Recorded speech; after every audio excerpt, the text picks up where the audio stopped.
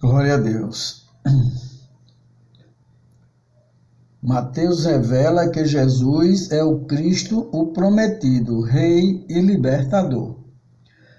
As particularidades desta genealogia diferem da que encontramos em Lucas. Lá encontrada em Lucas 3, 23 a 38. Capítulo 1, 3 ao 6. Mulheres não são comumente nomeadas nas genealogias do Oriente Próximo, mas elas são inerentes aos propósitos de Deus em enviar Cristo. As 5 mulheres nomeadas na genealogia de Jesus nos lembram que Deus, com frequência, realiza o inesperado e escolhe o improvável. Veja bem. Tamar lembra-nos o fracasso de Judá, em Gênesis 38, 6 a 30. Raabe era uma prostituta. Ruth era uma moabita. E por isso sujeita a uma maldição especial. Batseba, mulher de Urias, foi a derrocada de Davi. Maria cumpre a mais importante promessa. Está lá em Gênesis capítulo 3, versículo 15, Gálatas capítulo 4, versículo 4. Veja bem. Capítulo 1, versículo 17, ou seja, capítulo 1, você vê as gerações, capítulo 1, 17, as gerações, são 14. Mateus organiza a genealogia em 3 grupos de 14 para mostrar que Deus tem um propósito na história. A história primitiva, conduzindo a Davi, a monarquia, conduzindo ao exílio, a história de Israel pós-exílio, todas conduzem-a e apontam para Cristo. Jeconias é incluído no 2º e 3º grupo de 14. Esta enumeração está em harmonia com a abreviação que Mateus faz da genealogia. Veja bem. Capítulo 1, versículo 19, José resolveu deixá-la secretamente, conforme lemos. O contrato de casamento ligava quase tanto quanto o próprio casamento, e a infidelidade durante o noivado tornava o divórcio quase obrigatório. É o equivalente, Jesus é o equivalente grego de Josué, né? Que significa Javé, é salvação, ou Javé salva. Com frequência, em nomes, só a primeira sílaba do nome de Deus é usada. Exemplos: Elias, Isaías, Josué, tipo assim, né? Veja bem, a concepção de Jesus por uma virgem é miraculosa, anunciando que Deus logo redimirá o seu povo e está presente com ele. Esta citação é a primeira de várias referências que Mateus usa para mostrar que Jesus cumpre o Antigo Testamento. Em todo o Evangelho, há 12 de tais fórmulas de cumprimento e mais de 50 citações do Antigo Testamento.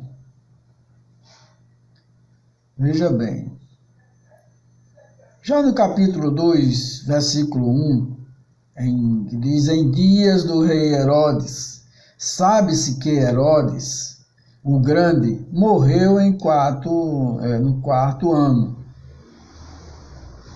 antes de Cristo, né? Antes de Cristo. Portanto, Jesus realmente nasceu no ano 5 ou 6. De acordo com a maneira de datar do calendário gregoriano. Veja bem, uns magos, isso aqui já continuando, né? Os magos não eram reis, falando ali dos reis magos, como diz os reis magos, como eu disse antes. Tem gente que diz que foram 3 reis magos, foi visitar, não. Veja bem o que é que diz, que os magos, irmão, não eram reis, porém sacerdotes ou conselheiros de corte, tais como José e Daniel, eram tais como eles eram, José e Daniel, provavelmente da Mesopotâmia, região da antiga Babilônia, ainda que outros lugares a leste da Palestina tenham sido sugeridos. Há numerosos registros de antigos astrólogos interpretando fenômenos astronômicos como anúncio do nascimento de reis. Veja bem, no 2:2 fala sobre a estrela, né? Isto pode ter sido uma conjunção planetária, uma supernova ou algo simplesmente sobrenatural. Qualquer que tenha sido o caso, alude-se à estrela de Jacó, conforme lá em Número 24:17. Que foi profetizada por outro gentio, Balaão. E tu, Belém, terra de Judá, não és de modo algum a menor entre as principais de Judá, porque de ti sairá o guia que há de apacentar a meu povo, Israel. Com isso, Herodes, tendo chamado secretamente os magos, inquiriu deles com precisão quanto ao tempo em que a estrela aparecera. E enviando-os a Belém, disse-lhes: ide informar-vos cuidadosamente a respeito do menino, e quando o tiverdes encontrado, avise-me, para eu também ir adorá-lo. Veja bem, depois de ouvirem o rei, então eles partiram. E eis que a estrela que viram no oriente os precedia, até que, chegando, parou sobre onde estava o menino. E vendo eles a estrela, alegraram-se com grande e intenso júbilo. Entrando na casa, viram o menino com Maria, sua mãe, prostrando-se, o adoraram. E abrindo os seus tesouros, entregaram-lhe suas ofertas, ouro, incenso e mirra, sendo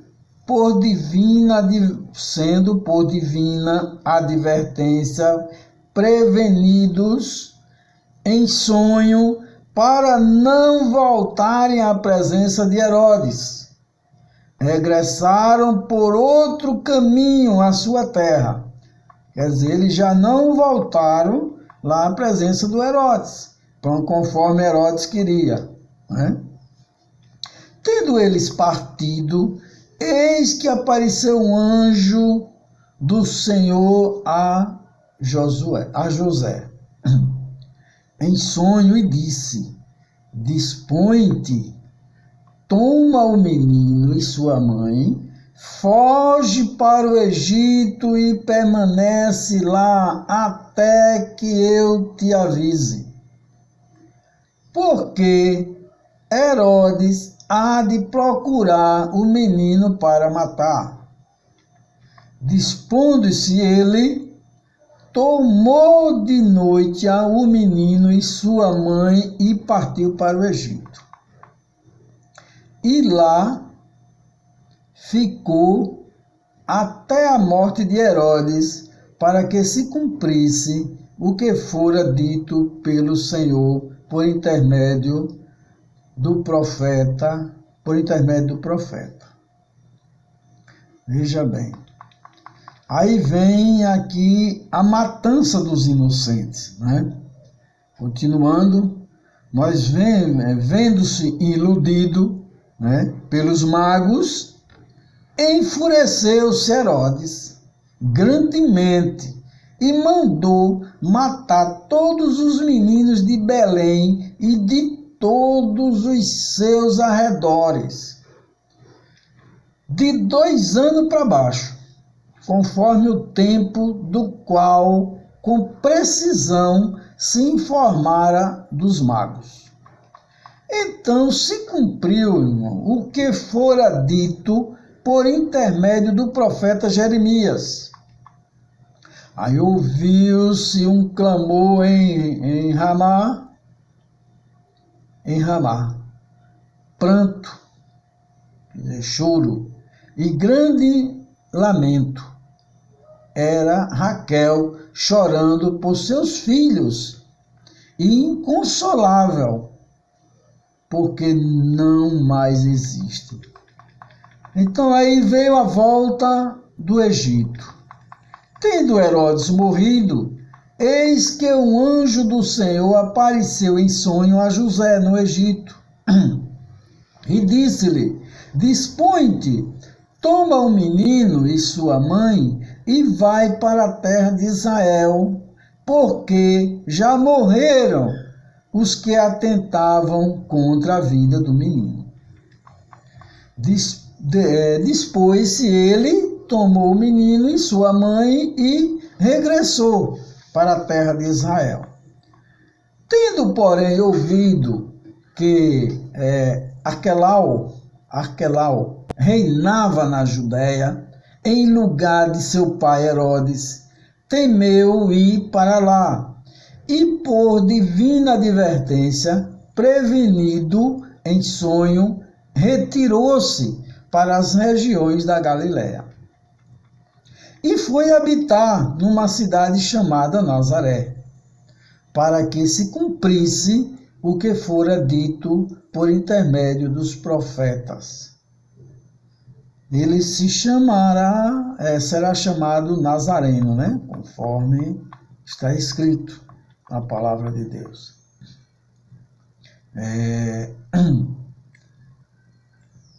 Veja bem, na verdade, que Nazaré, até nós vemos, né, lá mais adiante nós vamos ver, né, a respeito de poderá sair alguma coisa boa de Nazaré, né, que era tido como uma coisa pequena, uma cidadezinha pequena. Veja bem, os peritos religiosos concluíram dos profetas que o Messias devia nascer em Belém, mas nenhum deles preocupou-se em fazer a curta viagem com os magos para ver o Cristo. Veja bem, Jesus não estava mais no estábulo, conforme no capítulo 2, versículo 11, e sim na casa, né? Lá em Lucas capítulo 2, versículo 7, esta visita ocorreu algum tempo depois do nascimento. Talvez um ano ou mais, ainda que dificilmente os magos tivessem consciência do pleno valor simbólico de seus presentes, Mateus os registra para mostrar o cumprimento de passagens do Antigo Testamento, onde os gentios trazem suas riquezas ao rei de Israel. Veja bem, no capítulo 2, versículo 15, quando diz, para que se cumprisse os, refere-se a Deus chamando seu filho Israel para fora do Egito, por ocasião do Êxodo. Mateus quer dizer que a história da redenção de Israel por Deus aponta para Jesus, o verdadeiro Filho de Deus.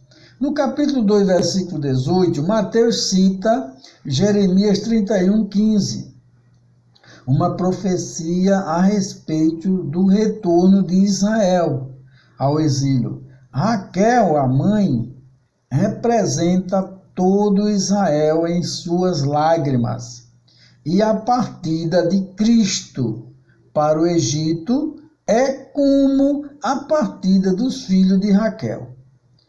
José e Benjamim para o Egito. José e Benjamim para o Egito.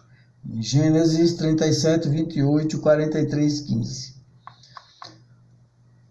Veja bem, no capítulo 2, versículo 23, ele será chamado Nazareno. O Antigo Testamento não tem um versículo que corresponda exatamente a este. Porém, note-se que Mateus introduz esta referência aos profetas em termos mais gerais do que suas outras citações. Nazaré era o domicílio de Cristo, porém, o ponto de vista de Mateus é provavelmente de que Jesus seria desprezado como o eram os habitantes de Nazaré. Nós vemos alguma referência também em João, capítulo 1, versículo 46, capítulo 7, 42 e 52, Isaías 11, 1. Refere-se ao Messias, né? Como um ramo. Em Hebreus, ou seja, ramos da raiz de Jessé. Mateus pode ter tido esse versículo em mente. Veja bem. Vamos ficar por aqui. Na próxima nós continuaremos com jornadas do nascimento de Jesus. Para que não fique muito longo, vamos encerrar o dia de hoje. E se alguém gostar ou quiser dar um joinha, tudo bem. E compartilhar se achar algo proveitoso. E também comentar ou fazer alguma pergunta que a gente procura pesquisar e deixar bem claro qualquer dúvida que porventura tenha. Inclusive agradeço a todos que derem e se inscreverem no canal. Amém? Glória a Deus.